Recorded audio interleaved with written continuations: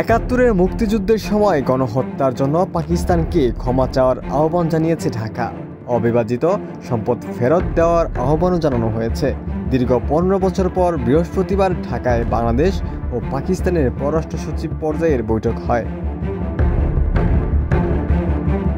বৈঠকে উত্থাপিত দুদেশের অমীমাংসিত বিষয় নিয়ে আলোচনা চালিয়ে যেতে আগ্রহের কথা জানিয়েছে পাকিস্তান। আর ঢাকা জানিয়েছে এসব বিষয় সমাধান করার এখনই উপযুক্ত সময়।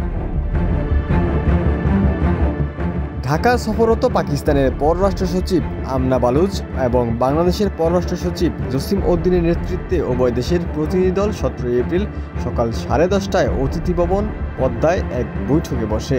একই দিন তিনি রাষ্ট্রীয় অতিথি ভবন যমুনায় প্রধান উপদেষ্টা ডক্টর মোহাম্মদ ইউনূসের সঙ্গে সাক্ষাৎ করেন। প্রেস ব্রিফিংয়ে পররাষ্ট্র সচিব জসিম উদ্দিন বলেন, বৈঠকে ৭১-এর গণহত্যার জন্য ক্ষমা চাওয়ার বিষয়টি তুলেছে বাংলাদেশ। পাকিস্তান এ নিয়ে আলোচনা চালিয়ে যেতে আগ্রহের কথা জানিয়েছে। এছাড়া $4.32 বিলিয়ন ফেরত চেয়েছে বাংলাদেশ। তবে এ নিয়ে আরও আলোচনা হবে। মুক্তিযুদ্ধের পর আটকে পড়া 3,25,000 পাকিস্তানিকে ফেরত নেওয়ার আহ্বানও জানিয়েছে ঢাকা।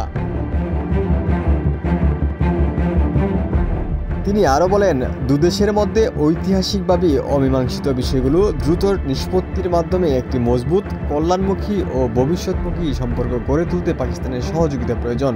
এজন্য একযোগে কাজ করতে হবে।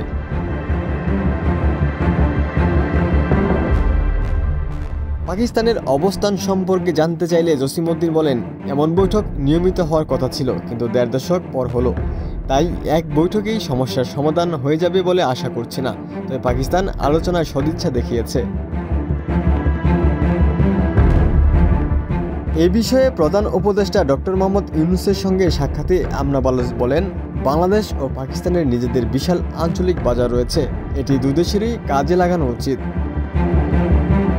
বাংলাদেশ ও পাকিস্তানের মধ্যে পরিবহন ও যোগাযোগ ব্যবস্থার উন্নয়ন বিষয়ে আলোচনা হয়েছে জানিয়ে পররাষ্ট্র সচিব বলেন, সম্প্রতি দুদেশের মধ্যে সরাসরি নৌ যোগাযোগ চালু হয়েছে।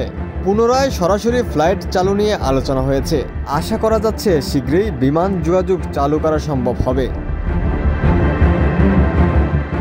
এই বিষয়ে ডক্টর মোহাম্মদ ইউনূস বলেন, দুদেশের মধ্যে কিছু প্রতিবন্ধকতা রয়েছে, আমাদের সেগুলো অতিক্রমের উপায় খুঁজে বের করতে হবে এবং সামনে এগিয়ে যেতে হবে। এই সময় পাকিস্তানের পররাষ্ট্র সচিব আশা প্রকাশ করেন, এপ্রিলের শেষে দেশটির উপপ্রধানমন্ত্রী ইসহাক দারের আসন্ন সফর দুই দেশের সম্পর্ককে আরও দৃঢ় করবে।